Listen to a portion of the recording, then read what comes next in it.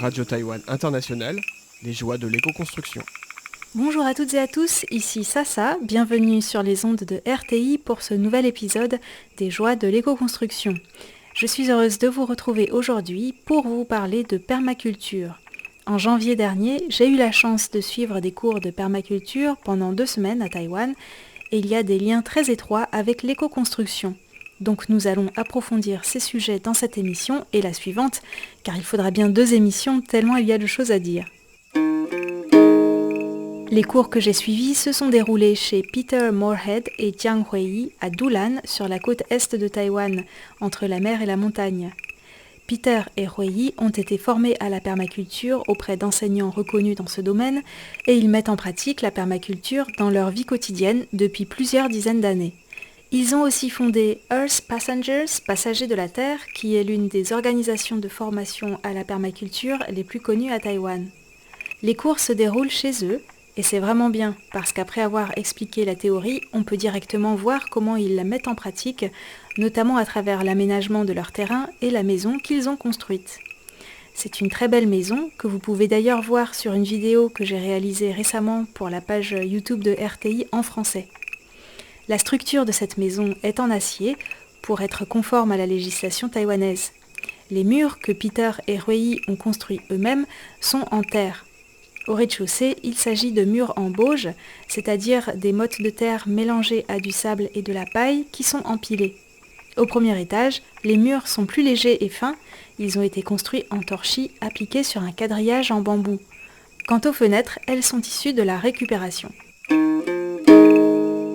Aujourd'hui, je voudrais d'abord vous parler de permaculture, parce que certaines personnes ne savent peut-être pas encore ce que c'est. J'en avais déjà un peu parlé dans certains épisodes précédents, mais ça fait déjà longtemps. Alors, la permaculture, c'est un concept qui a été développé à partir des années 1970 par les Australiens Bill Mollison et David Holmgren, face à la prise de conscience que le modèle économique industriel conduit à la destruction des ressources naturelles dont nous dépendons pourtant pour vivre. Bill Mollison et David Holmgren ont réfléchi à la manière dont nous pourrions vivre plus en harmonie avec le vivant. L'objectif est de satisfaire les besoins humains fondamentaux que sont l'eau, la nourriture, l'énergie et le logement, en se basant notamment sur l'autonomie, à ne pas confondre avec l'autarcie. Car l'autonomie, c'est surtout maîtriser des savoir-faire. Ça ne signifie pas tout faire tout seul, ce qui est d'ailleurs impossible. En réalité, la permaculture se base aussi sur l'entraide et le partage des savoir-faire. D'ailleurs, les liens sociaux sont un autre besoin humain fondamental qui est pris en compte dans la permaculture. Pour élaborer le concept de permaculture, Bill Mollison et David Holmgren ont fait la synthèse de savoirs traditionnels et modernes. Ils ont intégré la pensée et les savoirs de nombreuses personnes, notamment le paysan philosophe japonais Masanobu Fukuoka. Le mot permaculture est la contraction du mot permanent et agriculture ainsi que culture. Cela fait donc référence à une manière de vivre durable et qui laisse des ressources suffisantes aux générations futures. La permaculture accorde une grande importance à cultiver la nourriture, mais elle ne se résume pas à des techniques agricoles, comme certaines idées reçues le laissent entendre.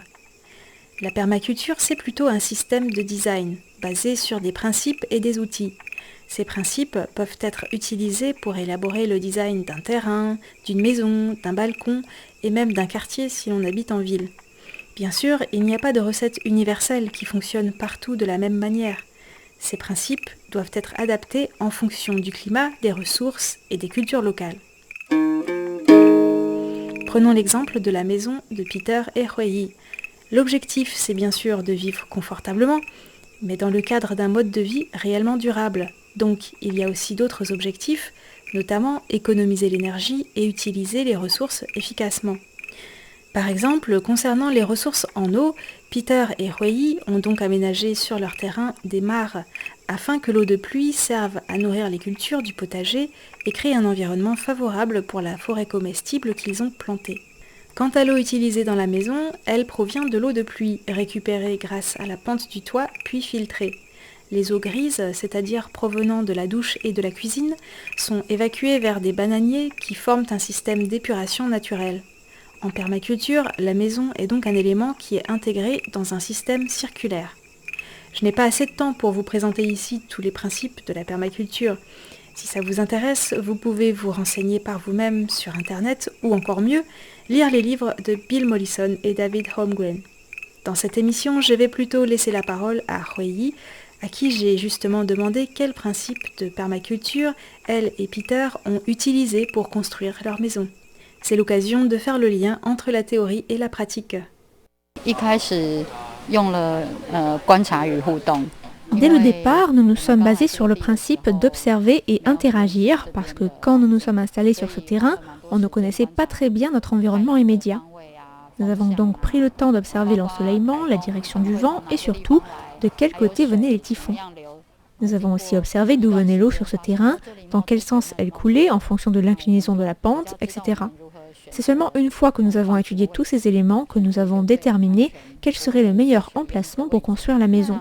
Vous avez observé combien de temps ? On a observé assez longtemps. Ce n'est que 3 ans après avoir requis ce terrain que nous avons commencé à construire la maison. Donc en 3 ans, nous avons eu largement le temps de nous rendre compte de certains phénomènes qui étaient inattendus. Par exemple, là-bas, il y a de l'eau qui s'accumule. Au départ, on avait justement prévu de construire à cet endroit-là. Mais on a vu ça et on a changé notre projet. Et nous avons construit notre maison à l'emplacement où elle se trouve aujourd'hui. Après avoir observé, on a commencé à penser à un design plus précis et en particulier à comment évacuer l'eau à l'emplacement de la maison pour que les fondations puissent rester bien sèches et ne pas être inondées. Un autre principe de la permaculture qui nous a inspirés, c'est faire en sorte qu'un problème devienne une solution ou une ressource. En fait, nous avions commencé à récupérer des matériaux à droite à gauche depuis une dizaine d'années avant de commencer à construire. Quand on voyait les gens se débarrasser de morceaux de bois, de vieilles fenêtres ou de meubles en les déposant sur le trottoir avant le nouvel an lunaire, comme cela se fait souvent à Taïwan, surtout auparavant, on les récupérait car on savait qu'on les utiliserait un jour pour construire notre maison. De nos jours, est-ce qu'on peut toujours récupérer des matériaux comme ça ? Aujourd'hui, on n'a plus le droit de laisser les déchets volumineux dans la rue. Si on veut récupérer des matériaux, on peut aller dans les centres de récupération des déchets. On peut y trouver des morceaux d'acier ou des plaques de tôle. Ça peut être pratique pour construire le toit afin de récolter l'eau de pluie. Donc vous avez déterminé le design de la maison en fonction des matériaux et des objets que vous aviez récupérés ? Oui, par exemple, les fenêtres, on a utilisé de vieilles fenêtres récupérées et on a donc prévu une ouverture de la bonne taille en fonction de celle qu'on avait. La terre que vous avez utilisée pour les murs, est-ce qu'elle vient d'ici ? Ce n'est pas la terre de notre terrain, mais elle provient d'un chantier pas loin d'ici. La terre de la région de Dulan est argileuse et convient pour construire. Combien de temps avez-vous mis pour construire ? Nous avons tout construit à la main, mais en même temps, nous nous occupions du potager et nous donnions des cours de permaculture, y compris en Chine, et on ne pouvait construire la maison que sur notre temps libre. Il nous a donc fallu 5 ou 6 ans pour terminer toute la maison. Bien sûr, nous avons pu emménager avant qu'elle ne soit finie. Nous avons emménagé à peu près 2 ans après avoir commencé la construction, et ensuite nous avons continué à construire petit à petit les pièces qui n'étaient pas terminées. C'est vrai que quand on construit soi-même à la main, ça prend du temps. Mais ce n'est pas aussi long d'habitude. C'est parce que nous étions occupés par ailleurs. J'espère que je ne vais pas effrayer vos auditeurs. On peut faire le tour de la maison et si vous pensez à un principe de permaculture que vous avez utilisé ou à une histoire à raconter, n'hésitez pas. Ici, nous allons construire des toilettes écologiques à l'intérieur de la maison. Ce sera notre 3e WC écologique, après celui qui se trouve dans la forêt comestible et celui qui jouxte l'atelier. En fait, les WC écologiques, c'est aussi basé sur le principe permaculturel, selon lequel un problème peut devenir une ressource. À travers le compostage de nos excréments avec des copeaux de bois, cela peut revenir à la terre. Les déchets produits par notre corps peuvent donc être réutilisés, après un certain temps, pour recréer de la terre fertile. Par ailleurs, nous suivons aussi un autre principe de la permaculture, utiliser efficacement les ressources grâce à un design intelligent. Cela se traduit notamment par le fait que nous recueillons l'eau de pluie. Notre maison a un très grand toit. Cela nous permet en effet de recueillir beaucoup d'eau quand il pleut. Notre design consiste à guider cette eau dans un petit château d'eau au 1er étage. Quand il est plein, grâce à la gravité et sans aucun dispositif électrique, l'eau descend au rez-de-chaussée et est stockée pour l'utilisation à la cuisine et à la salle de bain. Ça permet d'économiser l'eau courante et l'électricité. Quand c'est rempli au rez-de-chaussée, l'eau se déverse dans d'autres lieux de stockage de l'eau à l'extérieur de la maison et quand ils sont pleins, l'eau se déverse dans les mares. L'objectif, c'est à la fois de retenir l'eau de pluie pour pouvoir s'en servir toute l'année, mais aussi de permettre à l'eau de circuler d'un endroit à l'autre sur le terrain. Si jamais nous n'avons plus d'eau en bas, nous pouvons toujours utiliser ponctuellement l'électricité des panneaux solaires pour amener l'eau du petit château d'eau du premier étage vers le bas. On dirait que vous utilisez des tuyaux en bambou pour le robinet? Ah ça, en fait c'est simplement une décoration en bambou pour cacher le tuyau qui est à l'intérieur. On a utilisé une déco en matériaux naturels, c'est plus joli. Oui, c'est très esthétique. Au fil de l'interview de Huiyi, on a donc pu constater qu'au moins 3 principes de permaculture ont été utilisés pour construire cette maison. Premièrement, observer et interagir. Deuxièmement, faire en sorte qu'un problème devienne une solution ou une ressource. Et troisièmement, utiliser efficacement les ressources grâce à un design intelligent. Vous voyez donc que les principes de la permaculture sont très larges et qu'ils peuvent s'appliquer autant en agriculture que dans l'organisation d'un quartier, pour la construction d'une maison ou tout simplement dans la vie en général. Bien sûr, il y a toute une série d'outils et de savoir-faire qui permettent de mettre en œuvre ces principes et qui varient selon les contextes climatiques, environnementaux et culturels. Un autre principe de la permaculture, qui transparaît à travers la construction de cette maison, c'est lentement et à petite échelle. Vous l'avez compris, Peter et Huiyi ont pris le temps qu'il fallait pour construire leur maison. Ça peut paraître long, mais quand on compare avec le nombre d'années qu'il faut travailler pour rembourser un prêt immobilier, finalement, on se dit que Peter et Huiyi ont peut-être in fine économisé du temps et de l'argent en construisant par eux-mêmes. Et au passage, ils ont acquis des savoir-faire. Avant de s'installer sur ce terrain, Peter et Huiyi ont vécu plusieurs années à Taipei et à Yangmingshan, une montagne au nord de Taipei. Ils appliquaient aussi les principes de la permaculture, mais en ville c'est quand même plus difficile, et ça faisait longtemps qu'ils cherchaient un terrain à Dulan où ils avaient des amis. Un jour, ils sont tombés sur ce terrain qui n'était pas cher, et comme il était ouvert vers le sud et assez protégé des vents du nord, ils se sont dit « Allez, on va déménager à la campagne ». Cela fait une dizaine d'années qu'ils vivent sur ce terrain, dont la superficie totale est environ d'1/4 d'hectare.